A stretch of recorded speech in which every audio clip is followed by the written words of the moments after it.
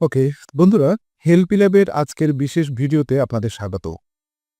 আসলে প্রকৃতি আমাদের সুস্থ রাখার জন্য কতই না চমৎকার সব ফল উপহার দিয়েছে। তার মধ্যে অন্যতম একটি ফল হচ্ছে আনারস।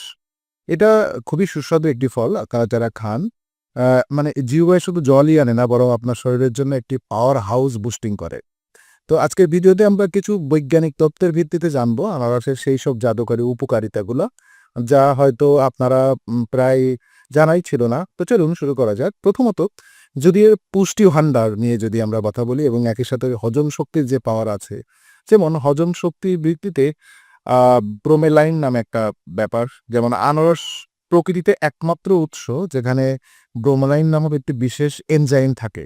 আর এই এনজাইম আপনার পাকস্থলীতে প্রোটিন হজম করতে একমাত্র সাহায্য করে।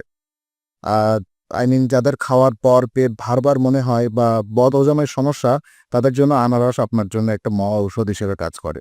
আর এছাড়া এতে আপনার প্রচুর পরিমাণ পুষ্টি পাওয়ার হিসেবে কাজ করা হয়, যেমন ভিটামিন সি এবং ম্যাঙ্গানিজ থাকে। মাত্র বলা যায় ১ কাপ আনারস, নট আনারস জুস, জাস্ট ১ কাপ পরিমাপ একটা আনারসের কিউব আপনার প্রতিদিনের ভিটামিন সি এর প্রায় ১/৩ পরিমাণ পূরণ করতে পারে। ওকে? আর রোগ প্রতিরোধের ক্ষেত্রে ইমিউন বুস্টার হিসেবে কাজ করে। বর্তমান সময়ে সবথেকে শক্তিশালী রোগ প্রতিরোধের ক্ষমতা খুব জরুরি। যেমন আনারসের ভিটামিন সি এবং অ্যান্টিঅক্সিডেন্ট শরীরকে ভাইরাল ফিভার এবং সর্দি কাশি থেকে রক্ষা করে। এতে থাকা বিশেষ করে যে আপনার হাড় মজবুত করে, যে ম্যাঙ্গানিজ হাড়ের কোষ গঠনে সহায়তা করে।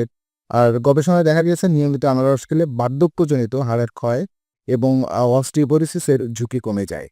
এছাড়া আপনার চোখের স্বাস্থ্যে রক্ষা করে, যেমন আনারসের যে বিটা ক্যারোটিন আপনার বয়সের কারণে চোখের দৃষ্টিশক্তি কমে যাওয়া, অর্থাৎ আপনার যে মলিকুল ডিগ্রেডেশন হয় সেটা রোধ করতে পারে এটা। আর বিশেষ করে বাতের ব্যথা উপশম করে। যারা আর্থ্রাইটিস এবং জয়েন্ট ব্যথায় ভুগছেন তাদের জন্য আনারস খুবই উপকারী। ব্রোমেলাইন প্রদাহ বিরোধী গুণ জয়েন্টের ফোলাভাব কমায় এবং পেশির ক্লান্তি অনেক ক্ষেত্রে দূর করে। বিশেষ করে আপনার শরীরচর্চার পরে আনারস খেলে পেশির টিস্যু দ্রুত সেরে ওঠে।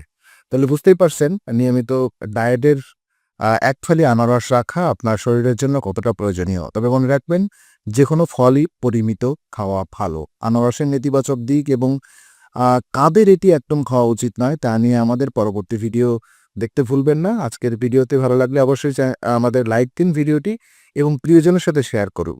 এবং এরকম আরও তথ্যবহুল বৈজ্ঞানভিত্তিক ভিডিও দেখতে অবশ্যই চ্যানেলটি সাবস্ক্রাইব করুন। দেখা হচ্ছে পরের ভিডিওতে।